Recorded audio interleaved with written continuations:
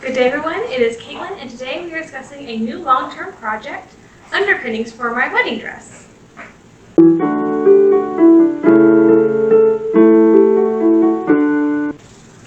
Okay, so I'm very excited about this project.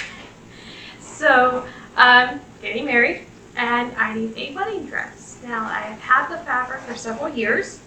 I actually purchased the fabric not to be a wedding dress, but it was like a creamish colored fabric, silk taffeta. And I was going to trim it with black chinchilla lace to make a ball gown, and I just never did anything. So like a couple of years ago, I just sat inside. I was like, you know what? Put 2 layers of silk organza or white silk gauze, and this is actually a really nice soft antique white that I kind of like for a wedding dress. So I just put it aside, and well, now I'm getting married, so I need the dress. But before we can get to the dress, I need to make new underwear to go with the dress. So the design is more 60s, like the 1860s. It's me, I did the 19th century, so we're talking 1860s here. Bless you. So we're gonna need some new underpinnings. Now I do obviously have 1860s underpinnings and I could use them. I could use them. But why do that when I can make brand new ones? So here we are. So I'm going to do chemise, drawers, do corsets. I'm going to need an under petticoat. I haven't decided whether I'm going to wear a hoop or do a little bit earlier, like 50s without the hoop. And just do a couple of petticoats. So I'm going to need at least 2 petticoats and possibly a hoop. I haven't quite decided. So we are just working on underpinnings, nothing else, just the underpinnings. So it's just a supply video. So let's see, for supplies, I have Pimatex cotton, which is going to be basically most of what we're going to work with. So it's going to be the chemise, the drawers, which I really contemplated not making because I hate drawers, but I decided I probably should because then I can use this set for like other things. It's not just going to be for my wedding day. I'm going to use it for, it's going to be a new underwear set that I can actually use. So I should probably make drawers to go with it. Chemise drawers are going to be embroidered by hand with I believe it's an 1858 pattern from, I think it was Godey's. Could have been Peterson's, so I'm pretty sure it's Godey's. It's just hand embroidered. I got a couple of original chemises in the closet back there that are embroidered, same design, well not really the same design, but the same pattern that I'm using. I've got to size it up to me, and we'll have a nice chemise and make some drawers to match it. I do need to clean up that pattern and get it to look nice and actually, because that's just the yoke part. Of course, I need the part that goes around, and I also need the sleeves, so they're going to be embroidered as well. And then the drawers, I'm going to figure out what I'm going to do there. So that's the first couple videos. Corset. This is going to be a nice fancy one. So this is also going to be very hand embroidered. I have a couple designs. So there's 2 corsets I'm kind of mimicking. I want the embroidery to be in black because that's my fiance's favorite color. So I want to do that for him. So I found a black embroidered 1860s corset. I'm like, okay, so at least that's plausible. Then I found this really beautifully embroidered corset that's embroidered in blue. And so I'm going to take that design, just do it in black. So I have here corset supplies, couture, which is like a double twill fabric for corsetry. I have black silk embroidery floss. Actually, I'm pretty sure this is just regular silk thread, but it is silk. So I haven't entirely decided whether I'm going to hand embroider the corset or machine embroider the corset. It's probably going to be, or it will be a mixture because the embroidery could be done by machine, but all the flossing will have to be done by hand. And that may be the route I go. It kind of depends on how down to the wire I get. I mean, I have like 8 months now. But I want to do like the corset and the fitted pieces. I want to do those pretty close to the wedding date, so I know they're going to actually fit. So I'll probably start those maybe a month or 2 before the wedding. And if it comes down to the wire on things, then I might just machine embroider it. And it might just be machine embroidered anyway because I have access to that and it saves time. But okay, couture, black silk embroidery floss, other corsetry things, the normal corsetry stuff that we need. So I like to bone my corsets in German plastic whalebone. because although I can get the real baleen stuff ethically, it's difficult to get, it is expensive, and I have to cut it myself, and I don't like doing that. So we're going to use this, unless of course my friend comes through, because he's actually thinking about purchasing some baleen, and I might go purchase some from him. If that happens for the wedding date, I might be using real baleen in this corset. We shall see. But this, of course, a bust, which I forgot to bring here, but I have one in the back closet from an old corset. Metal bones for the back, because baleen doesn't, or at least the plastic stuff doesn't hold up in the back very well. I bought a variety of sizes because I actually have no clue what size I was going to do. I bought like 4 sizes, and they'll get used for something else anyway, but these are just the tipped, regular spring steel bones. So I got that. What else do I need for corset? Lacing. Lacing is very important for corsets. So I have my 100% cotton lacing that I use for all my corsets. I just kind of tear the length off to make it a corset. And this is my regular lacing. So those are the corsetry supplies. And the petticoat, again, I'm going to use the Pimatex cotton. Probably going to embroider it with the same design as the chemise and George, just make it bigger, much bigger, to fit the scale of the petticoat. So that's basically that. I will need to get a bone buttons. I have not gotten any bone buttons yet for the drawers. Although I do have that one chemise with drawn thread buttons. I could probably mimic that and do thread drawn buttons on all of them. We'll decide buttons at a later date. They'll either be bone buttons, and I'll have to purchase bone buttons, or they'll be drawn thread work buttons, in which case I have to learn how to do that. But I do have an original. I have one original with leather pearl buttons, which is another option I could do. And I have one original with the thread work buttons, which would be really cool to do on the channel. So we'll see how it comes down and what we decide to do. But the chemise is going to need some buttons, drawers are going to need buttons, petticoats are going to need buttons. So I would like them all to match because this is technically a set. Okay, talk about corsetry, petticoat. I have not decided whether I want to wear a hoop or not. I have not decided that. I go back and forth because the shape of the skirt I want would need a hoop. However, I kind of want to use this dress because it's good fabric. I want to use this as my ball gown for years to come. Just change out the orange blossoms and do like florals of some kind to make it not as wedding looking, but then I could get use out of it and wear it as a ball gown. But I don't want to change it up from my original wedding dress. I want to stay my wedding dress, if that makes any sense, and just change out the floral decorations. So my option is to, of course, make the train wedding gown and then cut the train off later, which is a waste of fabric in my opinion. I don't have a lot of that fabric. I don't think I could do the train anyway. So I think I might do a earlier 50 shape, which is a couple petticoats. Might end up making a new quarter petticoat. Who knows? That would be fun. I really, really hate doing those. But we can make a really pretty one this time on the fancy design one. I kind of need a new one anyway. Okay, we'll talk more about that when we get to petticoats. We're going to be at petticoats a while down the road, so I'm not too concerned about that. Goodness. But in case you were going to do a hoop, I do have extra hoop boning from the last time I made a hoop. I have plenty of twill tape.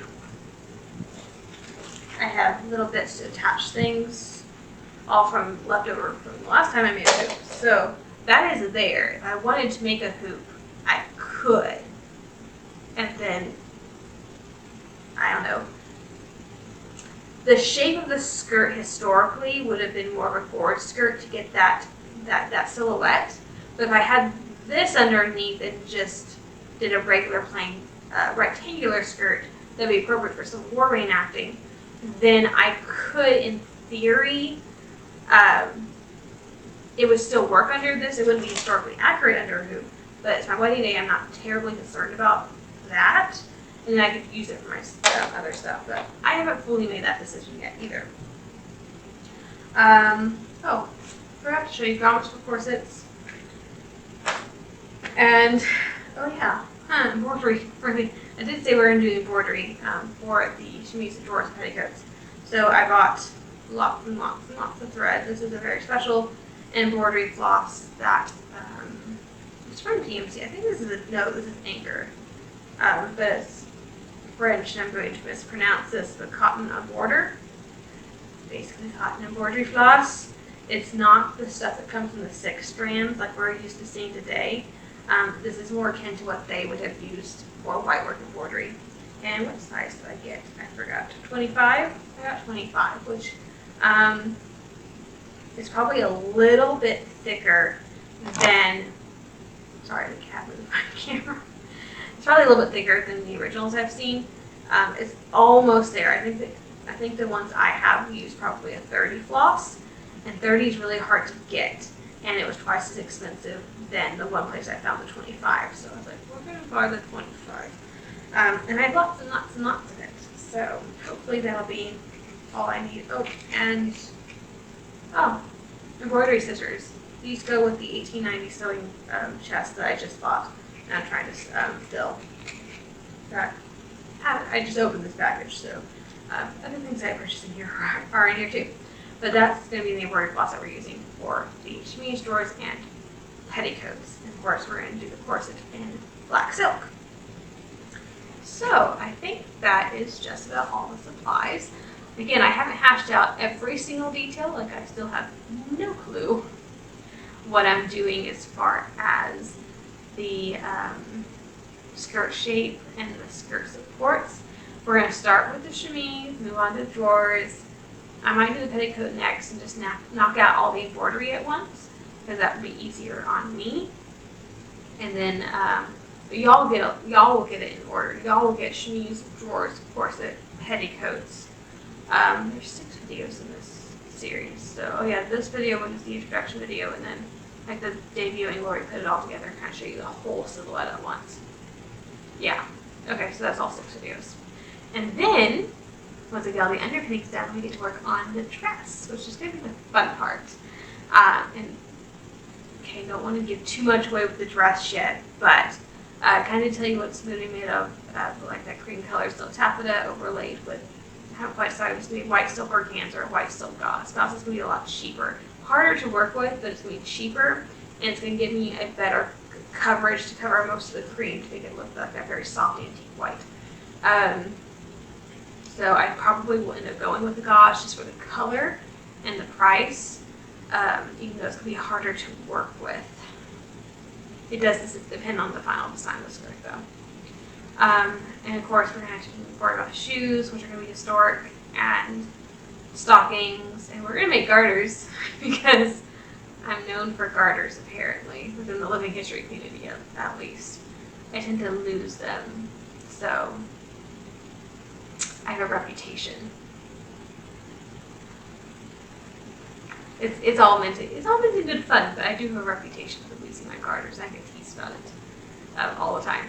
So, of course, I have to make garters. And let's see, the veil I already have because that's an 1840s veil that I'm going to just use because it's pretty. And I'm pretty sure it matches almost perfectly with the silk when I overlay it with 2 layers of white gauze. So that'll be nice. And then I have some falling apart antique Victorian orange blossoms. There was a tiara and a corsage at one point in time. They're literally falling apart. So I might take those apart to decorate the bodice and all that. So that's basically the plans for the wedding dress. I don't want to get it too into the dress because we're not talking about the dress for the next 6 months. We're going to be doing this. So to kind of reiterate, we're doing two long-term projects a month now. So because I'm going to get all my wedding stuff done in 1 year because I was not prepared for this. Although I've had lots and lots of time to prepare, I just never got anything done. So we're working on all the bedding part for like the trousseau, the hope chest that I had meant to get done years ago and never did. But I have all the fabric for, so we might as well just get it done. And then we're also going to work on the wedding dress. So the first part of the wedding, the hope chest is basically what I'm calling the project. The first 6 months are going to be the my wedding quilt, which is a historic wedding quilt, because I already have a modern wedding quilt that my grandmother made me, but I need a historic one, or I want a historic one. So we're going to work on that together, and then bedding that can be used for like living history and stuff like that. Might as well do that, because that was sometimes part of women's trousseau. So we're going to go ahead and do that. And then on the other months, I think those are going to be I forget which one comes out first, whether it's the dress or the bedding. Well, one of them comes out on the 4th Wednesday, and the other ones come out on the 2nd Wednesday. And so first 6 months for the dress, we're going to work on underpinnings, and the last 6 months we're going to work on the actual dress, which will be, you know, the design, the cutting, the bodice, the skirt, the trimming, all the accessories that go with it. All that's going to have to be included. So that's basically where we are with this project. Hopefully this was kind of interesting. These kind of intro supply videos, I know we don't get any sewing done, so it's really not probably as interesting, but it's really just meant to pique your interest and kind of explain what I am doing and the thought process behind it, and maybe some of the research that I'm doing and the originals I'm copying, and then we'll get to sewing later. But this way you kind of have an idea of the project as a whole, as opposed to just doing the little pieces. And then talk about each individual piece. I want y'all to see it as a whole, and we'll do each individual piece, and then we'll come back at the very end to show the whole thing again with all the parts. So hopefully that was not too terribly long-winded, but I'm very excited. And I look forward to getting these projects done. It's something that I've had on my mind to do for a very long time, and I've kind of just had it set away of, oh yeah, when I get married I'll do this, and now it's coming up and it's like, oh, I always said I was going to do this, and now I have no time to do this. I need to get this done. And so that's kind of the boat I am in right now. Of things that should have been done a long time ago, especially the bedding stuff. That should have been done ages ago. And I just never got around to it, so here we are. But, you know, if I had done it years ago, y'all wouldn't have been able to see it because it wouldn't have been on the channel. I didn't have a YouTube channel years ago. So I guess y'all get to see it now, which is a good thing. Alright, I apologize for the very abrupt change of scenery. However, I meant for this video to only be the supplies and introduction video, but then I really got to thinking, I was like, you know what? I've always planned, as far as that guys I can remember, that I'd use this machine to sew all my wedding outfit with. That's because this machine is my great-grandmother's machine. It's actually a 1907 Singer, but my great-grandparents didn't get married till 1921. And my great-grandfather bought this as a wedding present for my great-grandmother. And I figured since it was wedding and it was family and an heirloom, that the absolute best thing to do would be to make my wedding ensemble with this machine that my great-grandfather bought as a wedding present for my great-grandmother. So, it is, I used to sew on it all the time growing up. I loved sewing on this thing. It's one of the things that made me love historic sewing.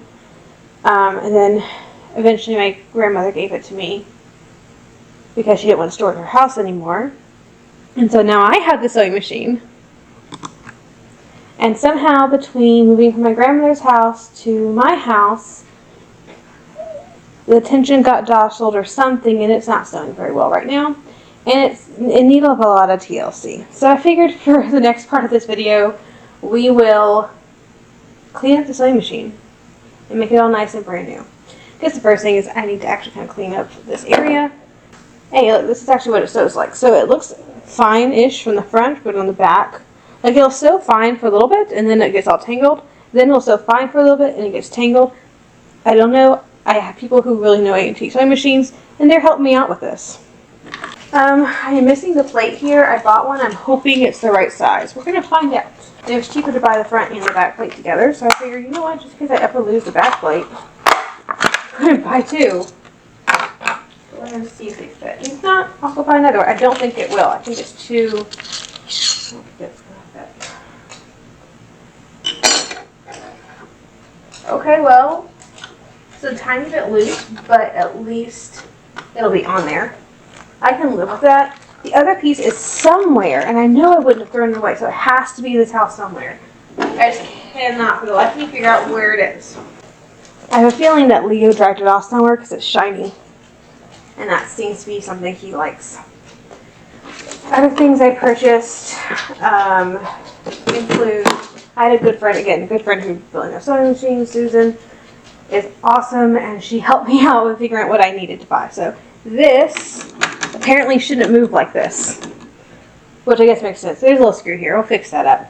But this little leather bit is really, really sad looking, so I bought a new one. I think it's rubber, but it said it was going to fit this machine, so we're going to try it. Oh, and the belt broke. And I was trying to work with it. It was just a really old, brittle belt, and it broke. And I cried a little bit because it was the original belt, but I still have it. It's just broken. But the new belt should be in here.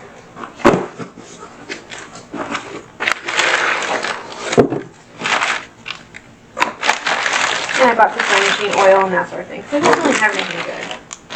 Here's the belt. Okay. I don't know if this is actually going to work or not, but we're going to find out. Sewing machine oil, and this is like motor gear and something like that. And as soon as I get it all fixed up to sew, then I can call Susan again and go, can you help me get this sewing right? Yeah, these came in packs of 30, so only need one. And I am not sure how to get this to work. I guess I take this whole thing off, and that might make this easier. Okay, let me go find a screwdriver. Oh, I don't know if she showed up on camera, but it's alright, apparently. There she is. Oh, apparently decided to come over.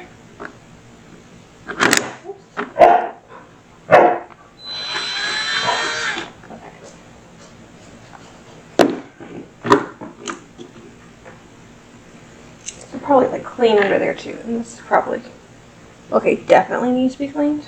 Let's see. I just know how to get this off.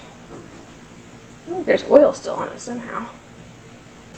I'm not sure how to get this off. I might have to go call Susan. And I know Susan watches these videos, so thanks for helping me out, Susan. Getting great grandma's machine going. Yeah, I have to go call. We'll see. But there is still oil on it. We'll clean it off. I got several Q-tips. We can go give it a good scrubbing and dry it off, oil it, and hopefully it'll be. Susan said to just twist it and pop it off, but I tried it and I broke it. So it's really old. It's over 100 years old. And this is not leather. This is definitely rubber. It feels like rubber. Okay. But the next one should go on a little bit better. I don't know what to do with these pieces now because I feel like I should keep them. They're part of the original machine.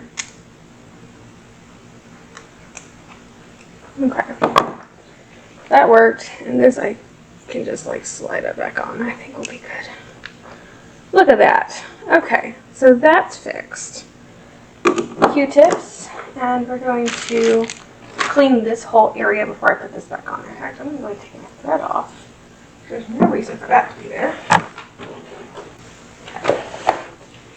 Alright, just because it's really nasty and dusty and weirdly gross, I'm just going to clean everything off real quick.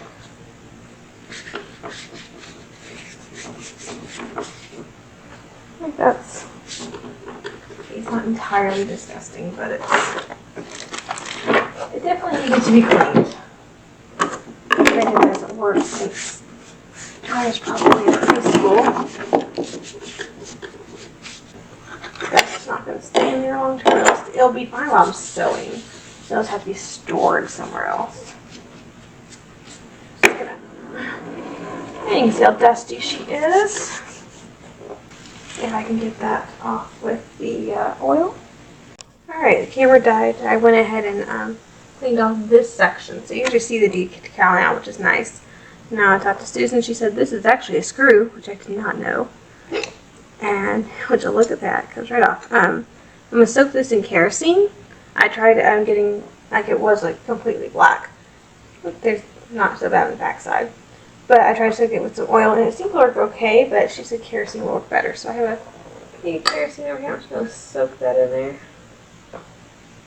I don't know how long, we'll figure that out. Basically, I'm just sitting over here with Q-tips and some oil that I put in my other great grandmother's depression glass. And I'm just scrubbing away.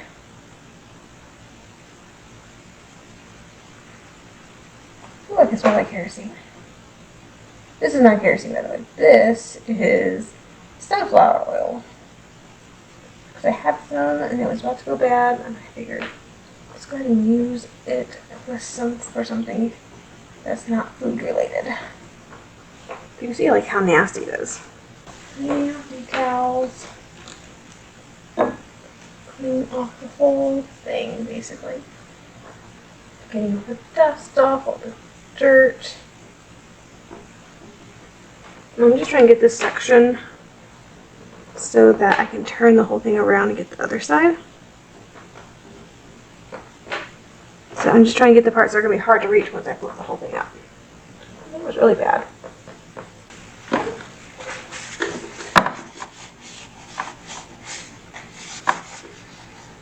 Can you see it now? It was hard to see earlier.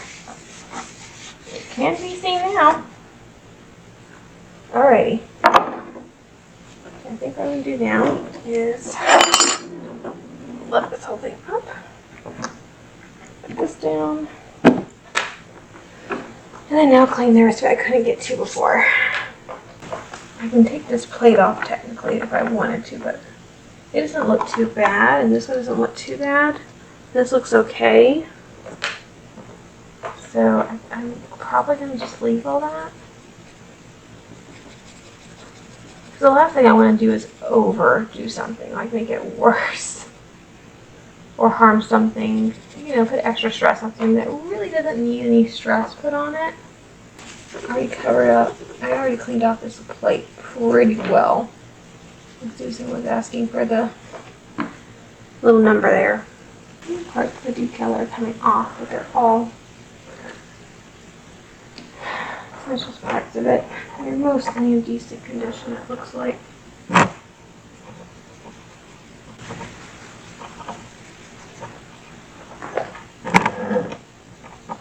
Sorry, the cat's moving the camera.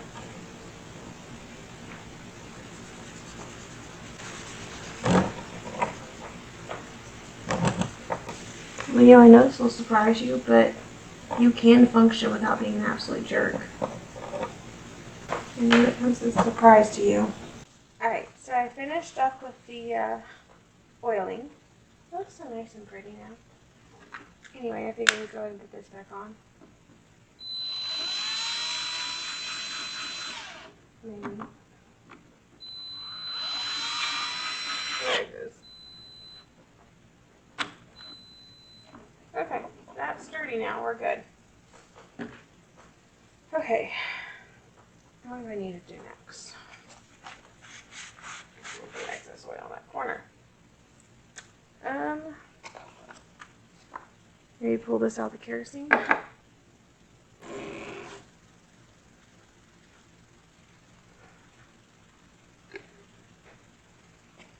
It looks better than it did, so like there is that. Let's go ahead and replace this.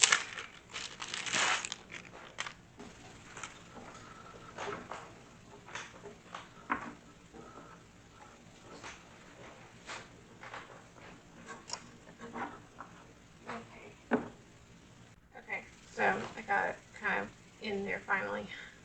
Took a while. I'm just going to use some jewelry crimpers. Hopefully close that down. I don't know where my big crimpers are, so we're just kind of doing this as best we can. It would go a lot better if I had my bigger crimpers, but I don't. Okay. That should work.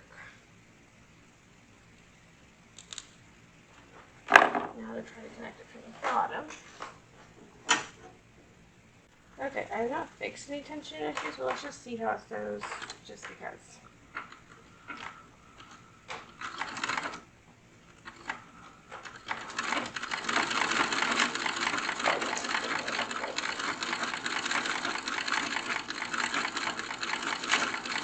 Maybe it just needed some help. Maybe that solved all the issues. I mean, it looks good from the front. my gosh, it's sewing.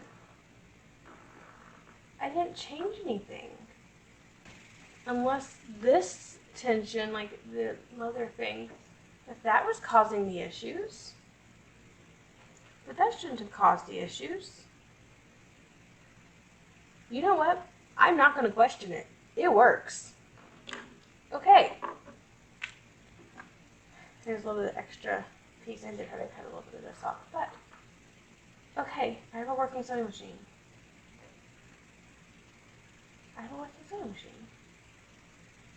My great grandma's machine works. Okay.